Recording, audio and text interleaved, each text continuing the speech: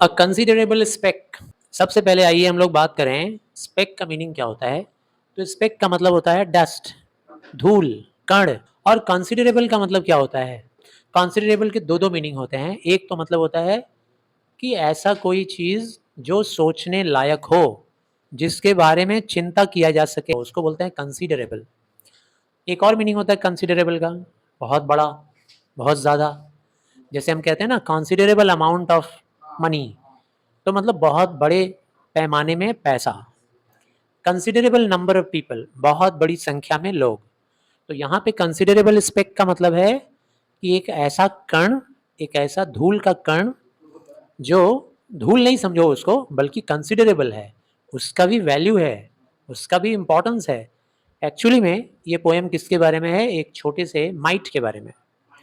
Might एक मकोड़ा है, कीड़ा है, छोटा सा। पोएम को पूरा पढ़ने के बाद हम लोग ये समझेंगे कि संसार में चाहे जो भी चीज़ हो, कितनी भी छोटी चीज़ हो, हर छोटी से छोटी चीज़ वैल्यूएबल होती है, कीमती होती है, उसका एक इम्पॉर्टेंस होता है। इसीलिए टाइटल दिया गया है कंसिडरेबल स्पेक, एक ऐसा कण जो सचमुच में इम्पॉर्टेंट है। कंसिडरेबल है मतलब इम्पॉर्टेंट है। A speck that would have been beneath my sight। A speck, एक समय की बात है, पोएट कुछ लिख रहे थे वाइट पेपर के ऊपर, और तभी उन्होंने देखा कि एक स्पेक उनको नज़र आया, एक कण जैसा चीज़, छोटा सा डस्ट पार्टिकल जैसा चीज़ नज़र आया। That would have been beneath my sight, जो कि मेरे साइट में आया, मेरी नज़र के सामने आया। वो इतना छोटा था कि एक्चुअली में मेरी नज़र में पड़ नहीं रहा था, लेकिन फिर भी पड़ गया। मतलब ऐसा नहीं था कि नज़र घुमाया और दिख दिख गया, ऐसा नहीं था। नज़र घुमाएंगे दिख जाएगा, तब तो वो कुछ इंपॉर्टेंट चीज़ होगा, लेकिन वो इतना छोटा था कि नज़र घुमाते ही नहीं दिख रहा था, बल्कि फोकस करने पर, अटेंशन को वहाँ ध्यान देने पर वो मुझे दिखा, मेरी नज़र के सामने आया। बेनिथ का मतलब होता है अंडर, बेनिथ माई साइट मतलब under my sight. A spec that would have been beneath my sight on any but a paper sheet so white। क्यों दिख गया वो मुझे इतनी आसानी से? क्योंकि मैं एक वाइट पेपर के ऊपर लिख रहा था ना, तो वाइट पेपर के ऊपर कुछ भी चलता हुआ चीज़ नज़र आया, इसीलिए वो हमें दिख गया। अगर वाइट पेपर नहीं होता तो शायद नहीं दिखा होता। Set off across what I had written there. Set off, set off का मतलब होता है रवाना होना, चलना। अचानक मैंने देखा कि वो जो छोटा सा स्पेक था वो सेट ऑफ करने लगा, मतलब उसके अंदर हलचल होने लगी, उसके अंदर मूवमेंट होने लगा। What I had written there, मैंने जो कुछ भी लिखा था ना उस पेपर के ऊपर, मेरे लिखावट के ऊपर ही चलने लगा, मेरे लिखी हुई बातों के ऊपर ही चलने लगा। And I had ideally poised my pain in air. और मैंने यूं ही, आइडली का मतलब, आइडल मतलब क्या होता है? आलस से। यहाँ आइडल का मतलब है यूं ही। मैंने यूं ही अपने पेन को हवा में ऐसे उठा लिया, अपने पेन को हवा में उठा लिया, ताकि उस पेन से उसको, पहले मुझे पता नहीं चला कि वो माइट है, मुझे तो लगा कि वो कोई कण है, कोई डस्ट है, तो उसको अपने पेन के जो पॉइंट है उस पॉइंट से दबा दूंगा, ऐसा मैंने सोचकर पेन के पॉइंट को उठा लिया। To stop it with a period of ink. मैंने सोचा कि ये जो कुछ भी होगा, जो उड़ रहा है, यहाँ से वहाँ जा रहा है, वहाँ से यहाँ जा रहा है, मुझे लगा नहीं कि वो कोई कीड़ा है, मुझे नहीं लगा कि वो कोई मकोड़ा है, मुझे लगा कि वो कोई डस्ट पार्टिकल है जो कि उड़ रहा है, यहाँ से वहाँ उड़ जा रहा है, वहाँ से यहाँ उड़ जा रहा है। तो मैंने सोचा कि चलो उसको अपने पेन के डॉट से, पेन के पॉइंट से उसे स्टॉप कर दूंगा, रोक दूंगा। When something strange about it made me think, तभी मैंने उसके अंदर कुछ विचित्र सा देखा, कुछ अजीबो गरीब सा चीज़ मैंने देखा, जिसकी वजह से मैं सोच में पड़ गया। This was no dust, actually में वो डस्ट स्पेक नहीं था, वो धूल का कण नहीं था। बाई माई ब्रीदिंग ब्लोन, मैंने तो सोचा था कि मेरी ब्रीदिंग से वो ब्लोन हो जा रहा है, उड़ रहा है। सांस लेते हैं ना हम लोग, तो सांसें लेते हैं और सांसें छोड़ते हैं जब, तो हल्का फुल्का जो कण होता है पेपर के ऊपर वो उड़ जाता है। तभी मैंने महसूस किया कि वो कोई धूल का कण नहीं है जो मेरी सांसों से उड़ रहा है इधर से उधर, बट अनमिस्टेकेबली अ लिविंग माइट। इसमें मुझे थोड़ी सी भी भूल नहीं हुई पहचानने में, देखने में। मैं तुरंत समझ गया, अरे नज़दीक जाकर देखने से ये तो जीता जागता माइट है। Which inclination, sorry, with inclination it could call its own. और जब मैं उसको नज़दीक से देखा तो देखा कि उस माइट के अंदर भी इंक्लाइनेशन था। इंक्लाइनेशन का मतलब होता है झुकाव, यानी कि इंटरेस्ट। हर इंसान में अपना अपना इंटरेस्ट होता है, ठीक है ना। इंसान की तरह से जीवों और जंतुओं में भी अपना अपना इंटरेस्ट होता है, अपनी अपनी रुचि होती है, झुकाव होता है। तो मैंने देखा कि उसके अंदर भी अपना एक झुकाव था, अपने स्टाइल का, अपने तरीके का एक झुकाव था, इंटरेस्ट था। It could call its own, जिसे वो माइट खुद का इंटरेस्ट कह सकता था। वो अपने इंटरेस्ट के हिसाब से ही मेरे कॉपी, सफ़ेद कॉपी के ऊपर चल रहा था, चलता हुआ नज़र आ रहा था।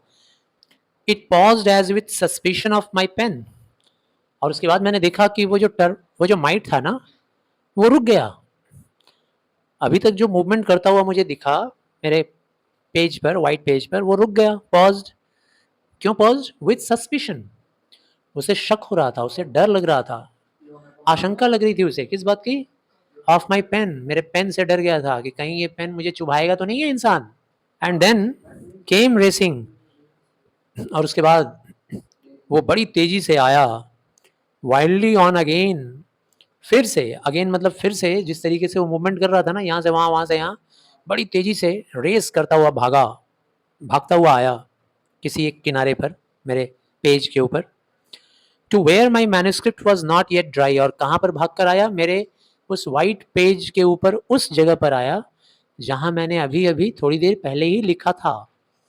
जब किसी बुक को कोई राइटर लिख रहा होता है ना, तो पहले तो वो हैंड रिटन होता है।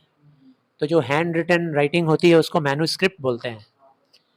तो टू वेयर माई मैन्युस्क्रिप्ट, मेरा जो मैन्युस्क्रिप्ट था, जो अभी मैंने थोड़ी देर पहले ही लिखा था, और उसका इंक अभी तक वेट ही था, अभी तक वो ड्राई नहीं हुआ था। पुराने ज़माने में तो वो डॉट पेन नहीं होता था, तो इंक पेन से लिखा करते थे लोग। तो इंक पेन में इंक अभी तक था ही ऊपर, सूखा नहीं था वो। देन पॉज्ड अगेन, एग्जैक्टली वहीं पे आया जहाँ पे मैंने लिखा था कुछ, और अभी वो ड्राई भी नहीं हुआ था मेरा इंक। उसी जगह पर आया और फिर से पॉज किया, फिर से रुका। एंड ईदर ड्रैंक और स्मेल्ट, और उसके बाद वो मेरे उस इंक के पास आकर, जो कि अभी ड्राई नहीं हुआ था, या तो वो उस इंक को पिया थोड़ा, और या तो फिर मेरे उस इंक को वो स्मेल किया, क्योंकि पता नहीं चला राइटर को कि क्या किया वो, विथ लोथिंग। और उसके बाद चाहे पी लिया हो या फिर चाहे स्मेल किया हो, लेकिन ये तो पक्का था कि उसे अच्छा नहीं लगा मेरा उस इंक का स्मेल या फिर टेस्ट, जो भी बोलो। विथ लोथिंग, क्योंकि बड़े हेटफुल तरीके से। For again it turn to fly, फिर से वो टर्न, लोथिंग मतलब हेटफुल तरीका, नफरत भरे अंदाज में। फिर से वो टर्न किया उड़ने के लिए। Plainly with an intelligence I dealt, और उड़ने के लिए तैयार किया। Plainly with an intelligence I dealt, plainly मतलब सिंपली, एकदम सिंपल तरीका से मैंने अपना इंटेलिजेंस लगाया, बुद्धि लगाया, मैंने डील किया। किसको? उस छोटे से स्पेक को। देखने में तो वो स्पेक लग रहा था, धूल का कण, लेकिन था वो माइट। मैंने उसको इम्पोर्टेंस दिया और बड़ी बुद्धिमानी से मैंने उसके साथ डील किया। It seemed too tiny to have room for fit, वो जो माइट था ना, इतना छोटा था। अगर इस सेंटेंस को ट्रांसफॉर्मेशन करेंगे टू और टू का, तो क्या हो जाएगा? It seemed so tiny that it would not have room for fit. मतलब वो माइट इतना छोटा था कि उसके बॉडी में पैर होने का तो कोई जगह ही नहीं है। भाई पैर कहाँ से होगा? इतना छोटा सा, वो इतना टाइनी सा है, तो उसका पैर कहाँ से होगा? था। Yet must have had a set of them complete. फिर भी जब मैंने ध्यान से इंटेलिजेंट तरीके से देखा तो मैं पाया कि उसके पैर थे, सेट ऑफ देम, पैरों का अच्छा खासा सेट था उसके पास। उतने छोटे शरीर में उससे भी छोटा पैर उसके थे, to express how much it did not want to die. और वो पैर ये एक्सप्रेस कर रहे थे, भली भांति मैं देख पा रहा था कि कैसे वो माइट अपनी जान बचाकर भाग रहा था। भाग रहा था कैसे? अपने पैरों के ही बेस पे, अपने पैरों की बदौलत।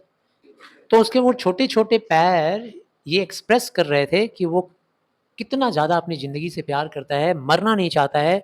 इसलिए वो अपनी जान बचाकर मेरे सफ़ेद पेज के ऊपर कभी एक तरफ तो कभी दूसरी तरफ भाग रहा था। इट रैन विथ टेरर, आतंक से दौड़ रहा था।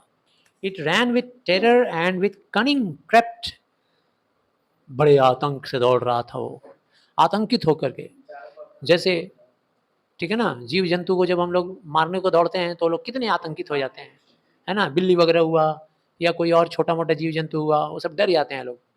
छिपकली को अगर दौड़ाओ विथ कनिंग, कनिंग का मतलब होशियारी, काफी होशियारी से, काफी चालाकी से।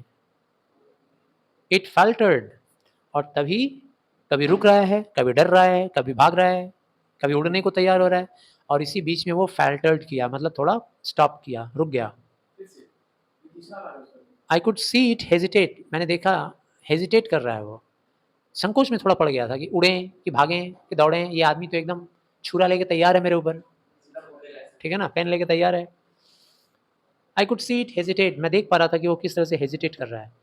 Then in the middle of the open sheet, उसके बाद मेरे उस ओपन पेज के ऊपर, शीट का मतलब पेज, उस खुली पेज के ऊपर एकदम मिडिल में आ गया, cower down in desperation to accept, cower down एकदम डर के मारे दुबक गया। कावर डाउन मतलब दुबक जाना, डर जाना। जैसे कुछ जानवर जिनको तुम मारने को दौड़ाते हो तो वो लोग दुबक जाते हैं कि अब तो गया मैं, अब तो गया। तुमको भी मम्मी पापा जब हाथ या कुछ उठाते होंगे, झाड़ू बेलन, दुबक जाते होंगे। It faltered, I could see it hesitate, then in the middle of the open sheet, cowered down in desperation to accept, और फिर मैंने देखा वो डेस्परेट हो गया था, अब समझ चुका था कि अब बचने वाला नहीं हूँ, और उसने एक्सेप्ट कर लिया था। क्या एक्सेप्ट कर लिया था? Whatever I accorded it of fate, उसने एक्सेप्ट कर लिया था कि अब मेरा सारा किस्मत किसके हाथ में है? इस इंसान के हाथ में है। अब ये जो चाहे वो करे, ठीक है ना, अब चाहे ये मुझे मार दे या शायद मुझे छोड़ दे। हाँ, whatever I accorded it of fate, अब वो मेरे हाथ में था कि मैं उसे क्या करूँ, उसको मार डालूँ या उसको छोड़ दूँ, ये मेरे हाथ में था। वो एकदम दुबक गया था, डर गया था। I have none of the tender than thou collectivistic regimenting love, the narrator was not an animal lover, जो नैरेटर थे वो एक्चुअली में एनिमल लवर नहीं थे, ओरिजिनली वो एनिमल को प्रेम करने वाले इंसान नहीं थे। द टाइप ऑफ पीपल, उस किस्म के वो इंसान नहीं थे जो जानवरों के राइट्स के लिए, जानवरों के हक के लिए लोगों से लड़ा करते थे, संघर्ष किया करते थे, दुनिया को दिखावा किया करते थे, और दुनिया को ऐसा दिखाते थे जैसे उन लोगों के अंदर बहुत सारा प्यार है जानवरों को लेकर के। ये जो नहीं बोलने वाले जानवर हैं, जो चुप रहते हैं, जो अपने फीलिंग्स को एक्सप्रेस नहीं कर पाते हैं, इन जानवरों से उनको कितना प्यार है ये दिखलाने के लिए वो लोग अपने आप को एक्सपोज करते हैं, दुनिया के सामने ले आते हैं और खूब दिखावा करते हैं, खूब नाटक करते हैं और दिखाते हैं कि मैं उनके हक के लिए बहुत संघर्ष कर रहा हूँ, बहुत लड़ाई कर रहा हूँ। तो नैरेटर ये कहना चाह रहे हैं कि ये इन लोगों की तरह से नहीं थे। जैसे कि उन्होंने बोला ना, I have none of the tenderer than thou, thou का मतलब होता है यू, तो मैं तुम लोगों के जैसा उतना टेंडर नहीं हूँ, मतलब तुम लोगों के जैसा उतना प्यार करने वाला नहीं हूँ जानवरों से। जैसे तुम लोग जानवरों से प्यार करते हो उस लेवल का प्यार मेरे अंदर तो नहीं है जानवरों से। कैसा प्यार करते हो तुम लोग? Collectivistic regimenting love.